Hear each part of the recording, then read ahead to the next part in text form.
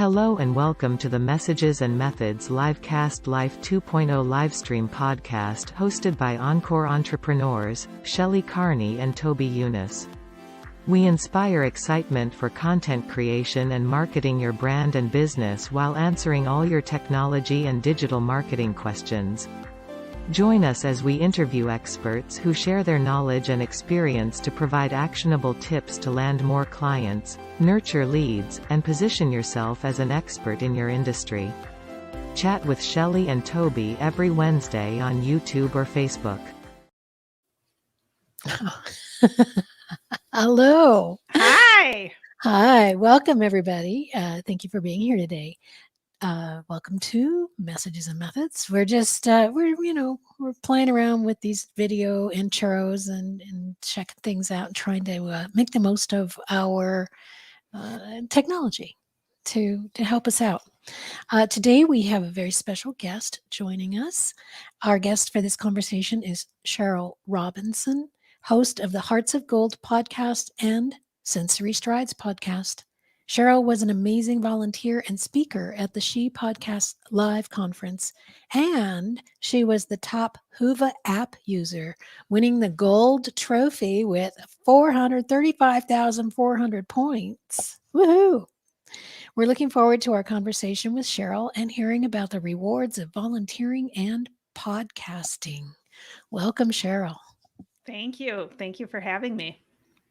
So how did you manage to get so many points on the Whova app?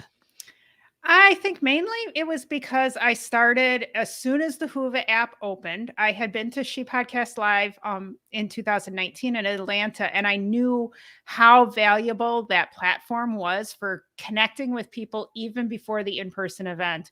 And that was my whole goal for going to She Podcast, is those connections. And so I started right from the gate, and I really tried to add valuable content within the app too. You did. And everybody got to know who Sheryl was. Everybody's like, oh, you mean Sheryl, the one who's always on Whova. That would have been me. So how many points did you get? 435,400 points. She took the gold. Well, I wasn't even close. I had 1,220. I was somewhere in the top 10 during part of it, but not at the end. Not at the end. I got a couple of points. While we were there, we were too busy to do much with it. Yeah. So give us a quick intro of you and maybe anything that we didn't touch on in your first interview. Your first interview was just released at 1:00, just as we went live. So that's on our podcast for people who want to listen to part 1 about Sheryl. Make sure you go to our podcast and listen there. But anything that we didn't touch on or that's new since we've talked, why don't you go ahead and tell us about that? Well, gee, I don't know if there's anything new except that I have a new address. So I've been very busy since we were together. I am a CFO for a community health center, and I do a lot of volunteering work for Girl Scouts, which led to the Hearts of Gold podcast. And Sensory Strides was my foray into podcasting before I started Hearts of Gold. So have you implemented any of the things that you learned at the conference, or have you just not had time because you just moved? I haven't had time because I've moved. I have a couple of things that I do want to do. And as a matter of fact, last week we had, so one of the things that we discussed at the conference was Clubhouse. And so last week we had, there was only three of us in the group, but we created an accountability group on Clubhouse. And so we had our first meeting last week. So I did announce what I'm planning on, at least my first steps on what I'm planning on doing coming out of the conference, but I just haven't had a chance to implement those yet. Oh, magic. And there's somebody calling to find out what you're doing right now. So one of the things that, as our audience knows, I wasn't involved. I was involved, but I wasn't involved in the interrogatories when we were interviewing folks at She Podcast. I was responsible for the technology. But there was a couple of things that I wanted to ask that we didn't get a chance to ask when we were at She Podcast, because it was very focused on our attendance there. So I wanted to know, in everyone's life, there's an inflection point. There's a point, and there may be more than one. In my life, there's been more than one, and Shelley's the same thing. So I wondered, what was the inflection point that drove you first to involve yourself with Hearts of Gold, the Girl Scouts, and then what was the next step in believing that it was important to produce podcasts? Because I don't think we didn't ask that question when we were at She Podcast. So give us a little background and Sheryl the person. Okay, so I have been involved with Girl Scouts as an adult for over 20 years. I was a Girl Scout when I was younger. I led my daughter's troop all the way through high school. No matter how many times I tried to get somebody else to be the leader, it didn't happen, and I kept ending up being the leader. And my daughter earned the Gold Award, and some of her classmates also earned the Gold Award. And I learned what a valuable program that was. And I was able to then become involved at a council level, and councils are the regional areas for Girl Scouts, at a council level in assisting girls throughout our council with earning their Gold Awards. So answering their questions, helping them find projects, brainstorm on things, all of those sorts of things. And I've been so inspired by these young women and the amazing projects that they do, and how the Gold Award process changes them, really helps them grow, all of those sorts of things. And I wanted more people to know about the Gold Award. I wanted more people to know about these amazing young women. And what I really, really wanted was I wanted to encourage even more young women to earn the Gold Award, to attempt to earn the Gold Award, because they can get so much out of it. And so that is how then I stepped into Hearts of Gold, where I interview Gold Award Girl Scouts from all over the world, and really have them share their stories and their whys. And I really want them to be encouraging other girls. Before I started Hearts of Gold, when I had this inkling in my mind, I actually went to Girl Scout convention. And while I was there, one of my goals was to go around and talk to all of these high school girls to see if this is something that would be of interest to them and what they would want out of it because of that. So I did that, and I got lots of great feedback from the girls that helped me create the format for the show. So, you've mentioned, of course, that you were in Girl Scouts. I was in Boy Scouts all the way through Eagle Scout, as was Shelley's husband, Kevin. And I didn't, as a parent to 6 kids, 2 sons and 4 daughters, I don't remember actually promoting the idea that they should be members of either the Boy Scouts or Girl Scouts. And as a result, they didn't. And I don't see them doing that to the grandchildren either. And I think there's a couple of reasons for that. One, they already had very busy lives between school and athletics and other things. And 2, there was now the distraction of portable devices and social media.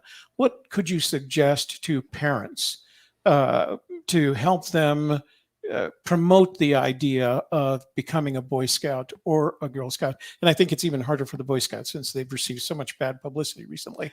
But what do you suggest to parents to help them suggest the idea or promote the idea of being in the Boy Scouts or Girl Scouts to their children? So I don't have Boy Scouts, so I can't talk to Boy Scouts as much. But when I talk to Girl Scouts, either other parents or troop leaders that are trying to encourage their girls to stay in Girl Scouts, because middle school and high school, like, there is a lot going on for these young people, and there is, so many different options. And I really encourage people to consider Girl Scouts as a complement to things that they're already doing, not as an additional thing to do. So, if they're really in sports, well, then focus on the sports and maybe outdoors aspects of it. If they're in FFA or 4-H, focus on those leadership aspects that you can grow, the community service pieces. Lots of high schools require community service as an aspect of graduating. well, if you're going to be doing a community service project in order to graduate, let's add just a little bit onto that. Let's put some other of these foundational pieces for the Gold Award around it, or Eagle Scout for Boy Scouts. And let's earn the Gold Award or the Eagle Scout in addition to doing that community service. So make it complementary, not competitive. Since you brought up high school and what you just said, is there a scholarship component if somebody earns that award? Can they apply for specific scholarships, or does it help them get into college? So yes, yes, and yes. And not so there are tons of scholarship opportunities. As many people know, there's lots of Eagle Scout opportunities. Often those same Eagle Scout opportunities are also open to Gold Award Girl Scouts. You know, a few of them are definitely only the Boy Scout component, but if it's a university that offers an Eagle Scout application, generally they'll accept Gold Award Girl Scouts in that same competitive application process. So oftentimes you just have to ask.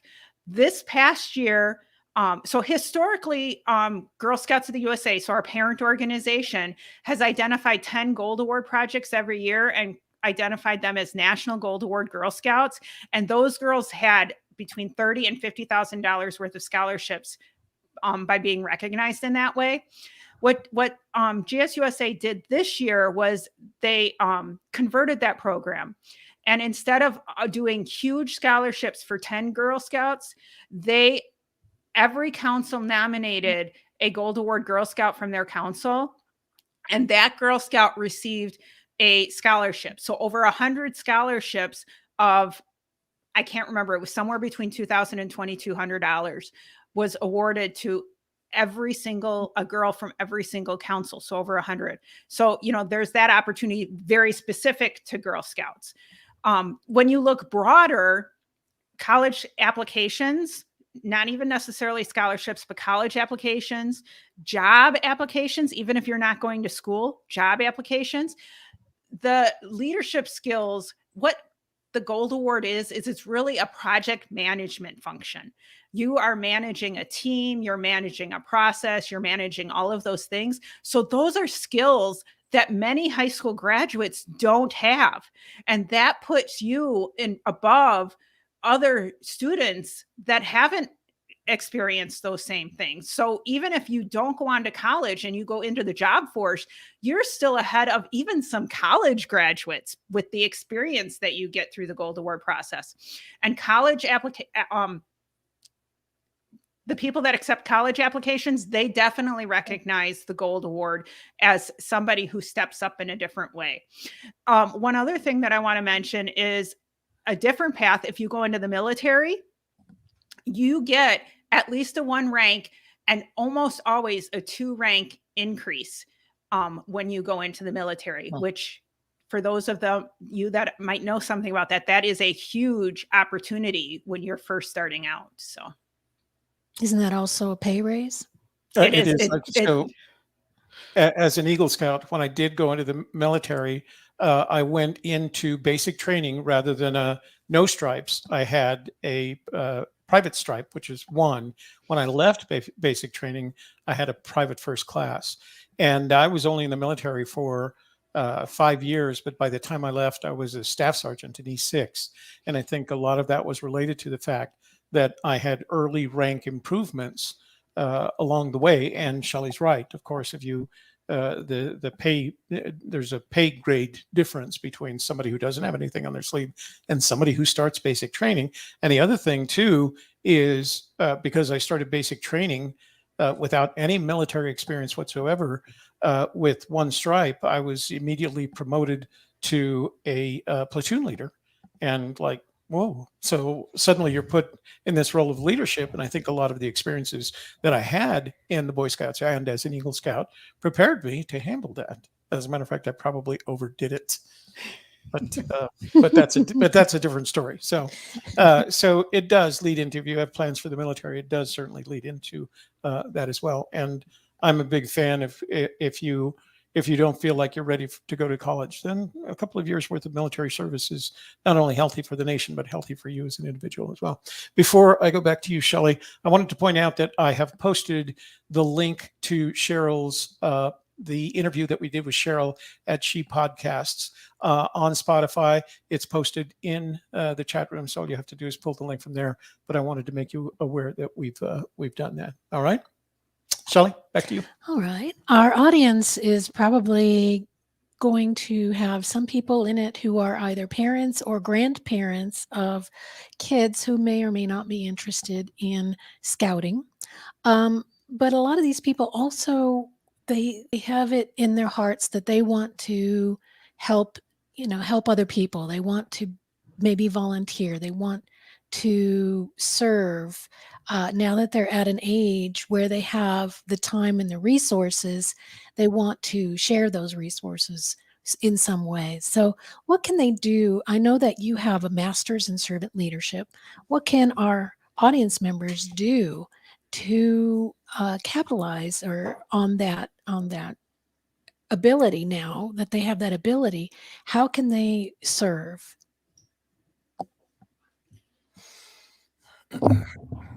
Sorry, my mic fell, so I'm going to fix that really quick. What I really encourage people to do, and when I say people, because I have similar conversations with girls when they're trying to identify their projects, right? The first thing I do is I ask people to figure out what energizes them, right? What really, when they're giving, what is going to give back to them? And then find a way to serve others that will also serve you. So, for example, the Gold Award for me, the girls, like the energy I get from talking with these young women, like really energizes me. But at the same time, I am supporting them. I am helping them on their journey. I am encouraging them to improve themselves and become better leaders themselves. And that's the gist of servant leadership, is that you want to help others become leaders. You don't need to be that figurehead. It's more important to be that support piece. And so find something that speaks to you, and then find a way that you can give back and encourage others while still feeding your soul too. That's very good. So I was wondering, as Shelley and I were discussing this interview last night, whether or not there are options for someone that's not oriented towards the organizational, and just for the fun of it last night, since we're all very, since the kids can't live without their smartphones, I actually went to the App Store on iPhone and I entered community service apps. And there were 20 different apps, 22 different apps that you can download that helps you identify community service opportunities in your local area without joining an organization. Just, this one is build a house for a homeless person. And you can go, you can help out. And even if you're not, if you're not associated with any particular organization, this may eventually lead to not only skills that as a community oriented person you would develop, but leadership skills as well. And so if you're not oriented towards an organizational structure like the Boy Scouts or the Girl Scouts, download one of these apps, one or more of these apps, and you can find ways to serve your community via the app, and you get to take your phone with you. So something that has been going on in my life is my son and his girlfriend have been looking for jobs for a year and a half now. And it seems impossible. And my mom brought up, well, maybe they should volunteer. That would add to their resume, and, they would get some skills out of it. Can you add to that? Yeah. So, when I go back to the Gold Award and say how that it can improve you in job performance, Girl Scouts, everybody hears about the cookie sales, right?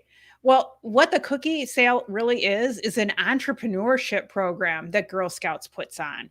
So we teach girls, again, it grows as they grow, because kindergartners and their cookie sales looks a lot different than a high school junior or senior, right?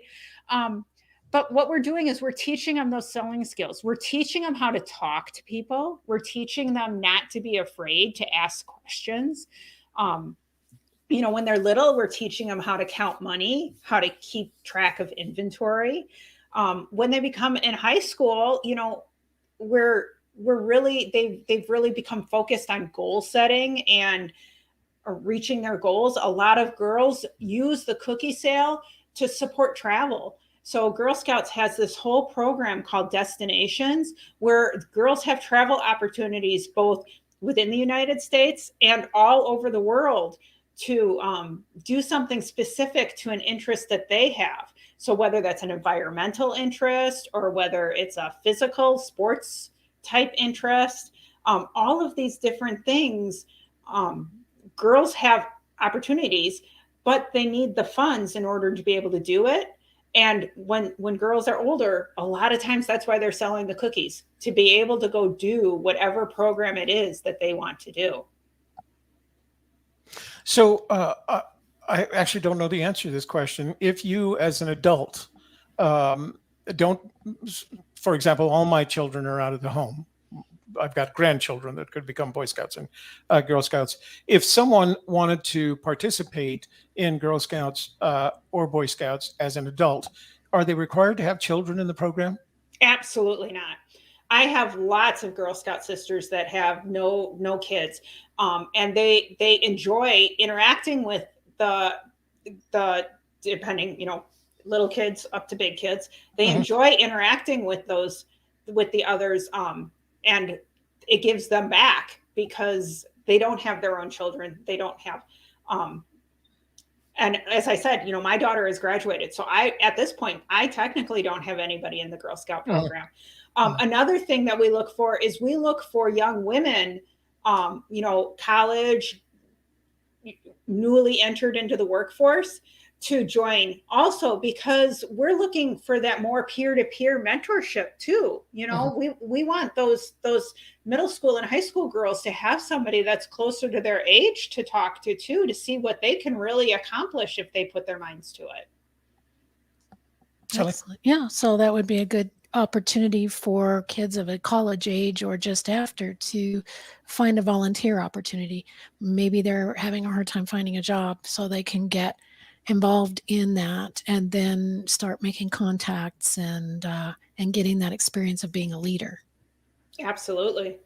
That's actually a very good idea. I hadn't thought about that. If you were to take, say Jared were to volunteer for helping the boys, he's going to meet a lot of other adults that, business people and dads. Yeah, right? yeah, exactly. Yeah, who have that who have additional experience. So builds their network. Yep, exactly. Back to you, Shelley. So some of our audience members are interested in live streaming, podcasting, and blogging because they have an issue that's important to them and they want to build awareness of that. And I know that that's what you're doing. Your podcast that you put out, Hearts of Gold, is something that you do as a volunteer. You want to spread awareness of the Gold Award and Girl Scouting, excuse me, and how that can help young women. And so what advice do you have for people who are thinking about getting into that podcasting, live streaming to promote something like what you're doing? Talk to the other people in that community and find out where they feel that there might be a hole to fill, where there might be a lack of information. Find out, what the needs are, what the interests are. Make sure it's something that others are going to be interested in, because you're gonna get really drained putting time and effort into it if you're not getting feedback from your community. So you want to make sure it's something that your community really is interested in too. When I was working on Hearts of Gold, I put a poll up because I couldn't even come up with a name, because Girl Scouts is a registered trademark and I had to be very, very careful. I couldn't use Girl Scouts in my name. And so I put a question out on some of the Girl Scout boards saying, this is what I'm thinking of. What would you call it? Which is where Hearts of Gold came from. It actually came from the community, but I got hundreds of responses and lots of positive feedback for the concept of what I was trying to promote. So, make sure you're connecting with your community when you're doing that. But I really encourage people to do it because it can give you so much back while you're serving others. I suppose you could find guests that way as well. Absolutely. Just reaching out on that community board or however it is that you normally talk to people in that industry. Okay, I did that one.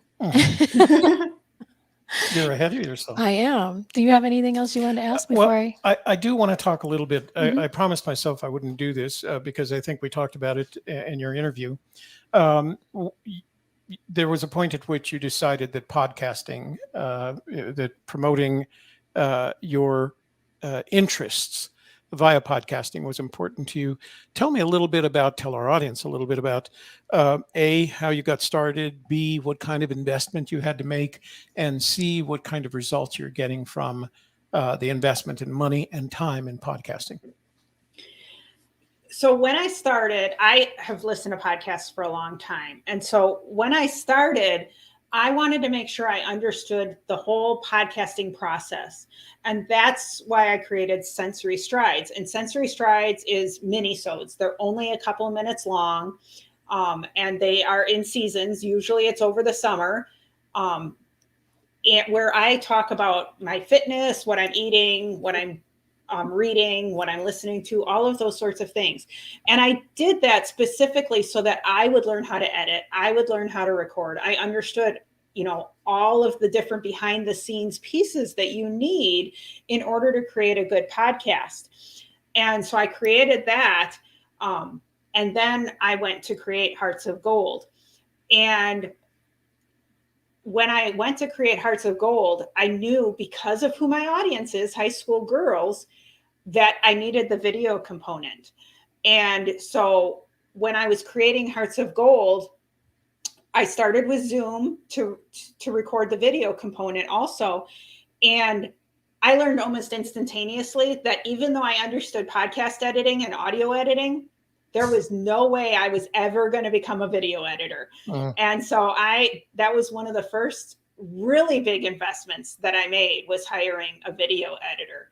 I did buy a microphone when I first started. I think that's really about all I bought was a microphone. I guess I was spending money on the platform that I use for hosting my podcast. And I personally use Libsyn. There's lots of options out there. I really encourage people to figure out what they want out of their podcast platform, because depending on what your goals are, different platforms are going to be best for you. I really, really like Libsyn. And I've grown with Libsyn. So I started with a very small platform, and I now, because Hearts of Gold has grown, I've become a more consistent podcaster. I've grown what I've done there, but my Sensory Strides is still in the very baby, what I call the baby package, right? And so, so I guess I invested in my platform, but other than that, really, there wasn't a lot of expenses. Since I've grown, there have been more expenses. So, there's some tools, some online tools that I use and things like that, where now I'm paying. But you don't need that right at the beginning. Really, at the beginning, do the basics, get the basics down, really understand what you're doing, what your message is, what your audience is looking for. And that's really where you start. Just start. So let me ask a follow-on question, which is, tell me a little bit about your workflow. So you have two podcasts, Hearts of Gold and Sensory Strides. The Sensory Strides, you already said, was a short version, right? They're the little pop-ups. And I assume there's no interview associated with Sensory Strides. It's you, microphone connected to your computer, and you record directly to your computer? Correct. Or are you using an online recording platform like Riverside. Riverside or yeah. Nope, I record directly to my computer. I actually have had a Scarlett for a year, and I haven't gotten it set up because I'm too scared of the technology. Oh, well, we set up a Scarlett for Shelley at her. It's much easier here because we have the Roadcaster.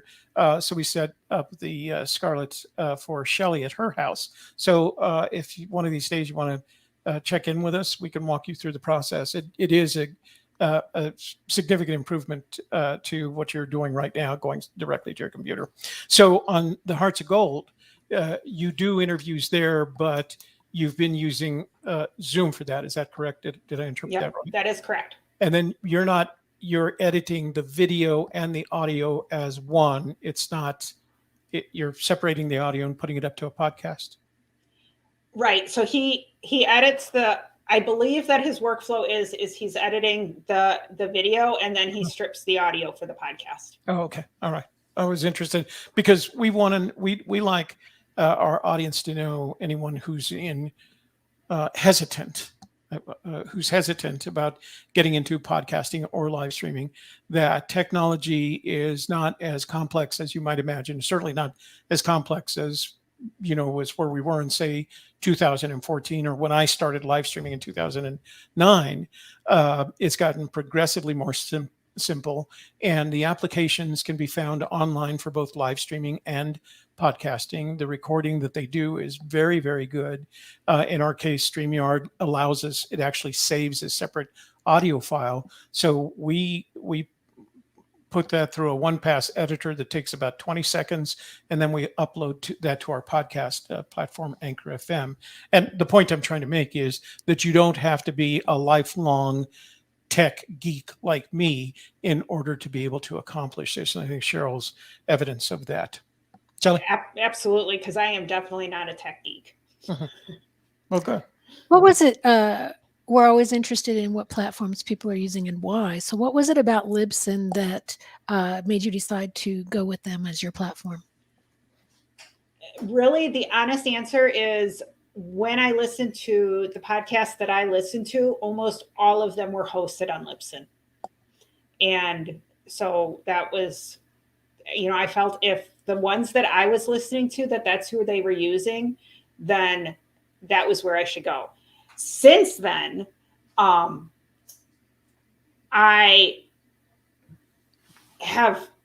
feel like it has become part of my family.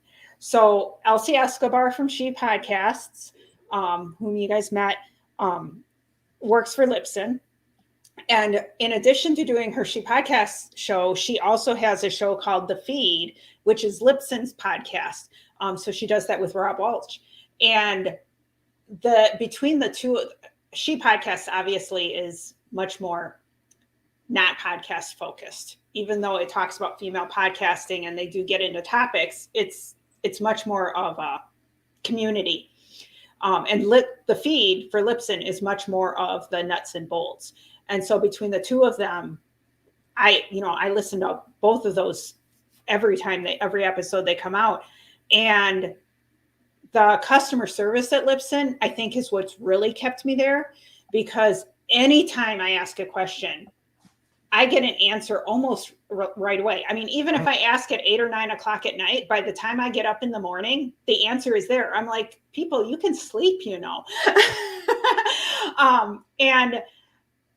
it clear answers. Like, they really try and help you solve your problems. And other platforms, I'm sure, are the same way. But I feel Libsyn has been so supportive to my mission and helping to promote, because they promote, like on The Feed, they promote podcasts all the time. And so I truly feel that they're a very supportive organization that really wants podcasters to succeed. And I just really enjoy working with them.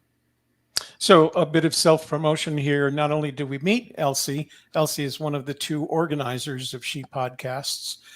We actually interviewed her as part of this series of interviews that we did. She was the last of 18 interviews, and we'll be able, of course, we're posting them one a week.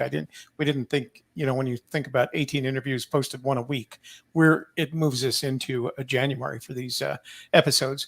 But we want to release them one a week so that everybody has the opportunity to enjoy them. And as I said in the chat, you'll find Cheryl's, the interview that we did with Sheryl was very much focused on our focus while we were at She Podcast was she podcasting. So, but it was a fun Meaning interview. women in podcasting. The other ones podcasting. Mm-hmm. So, because we met a lot of really great people there, including Sheryl. Shelley, back to you. Okay. Well, I think people are very interested in learning about process, and I think we've covered a good part of that. Is there anything that you've learned from podcasting yourself that you think other people should know that you would want to share with them? Is there anything that I've learned from podcasting itself that I want to share? That podcasting behind the scenes is a community too.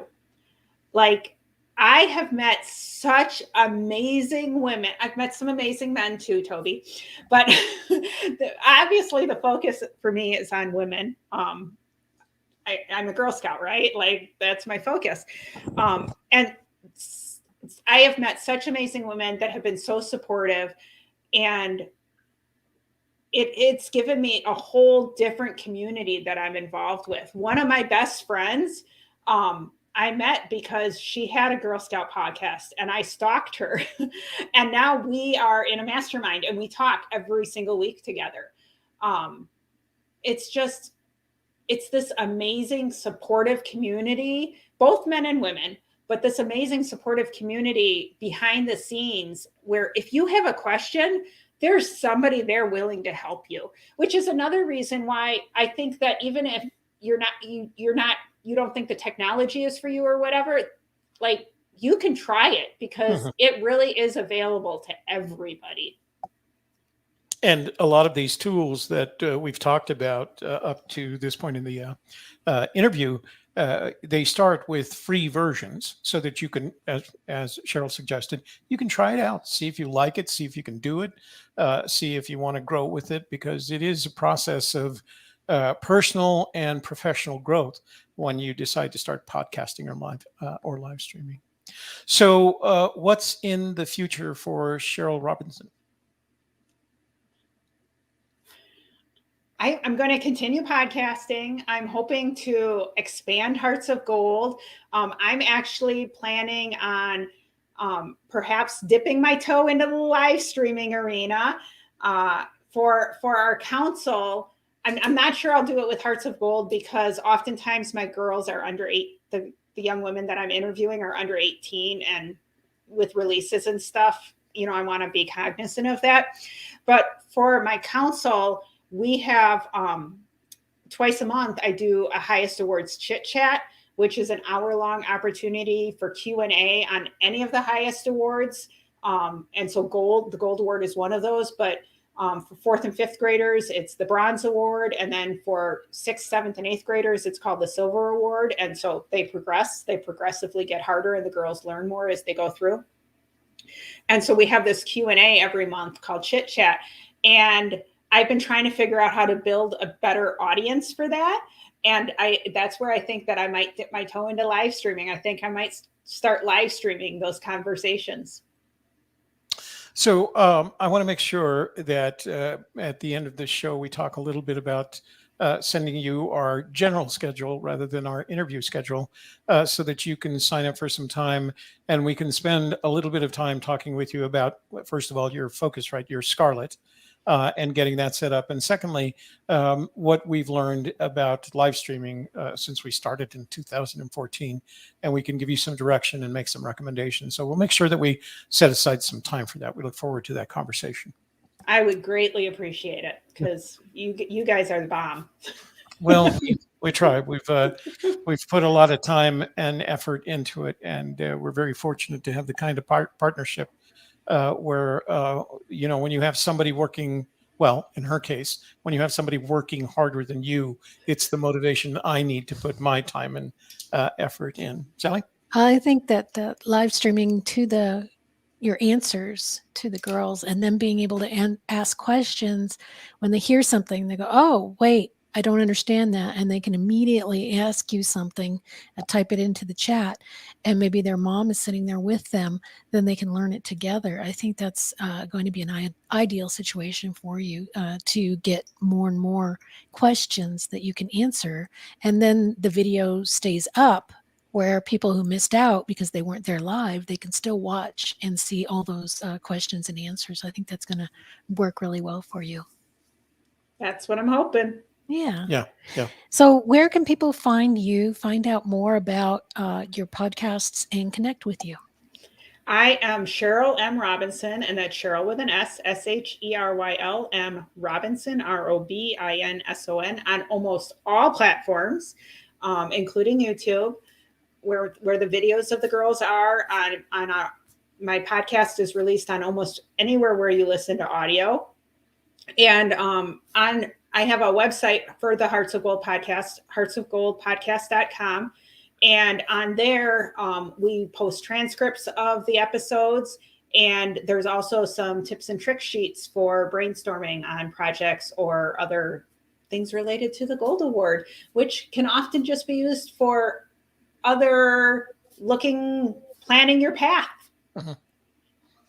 And for those of you that didn't write those down right now, we will add those links in the description box for both the video and audio uploads of our show, right? Mm-hmm. I think that's it for now. I think so. Sheryl, is there anything that I didn't ask that you would like to add on before we go? I don't think so. I think we're good.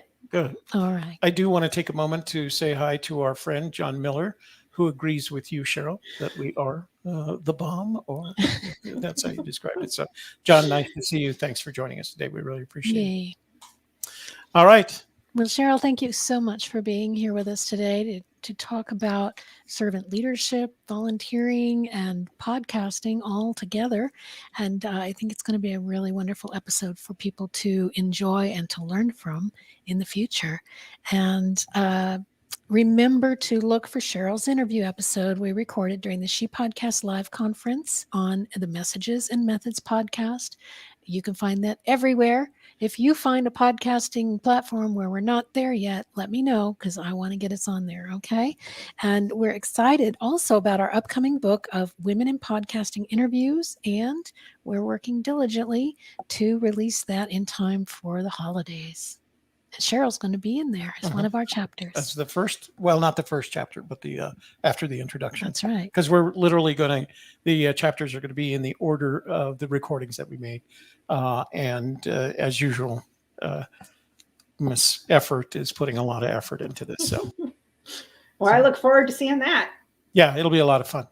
You bet. Nice to see you again. All right. We'll do this again next week. Yep. Who's our guest next week? Next week, look forward to meeting Jen McFarland. Jen actually interviewed me last week for her podcast called Women Conquer Business.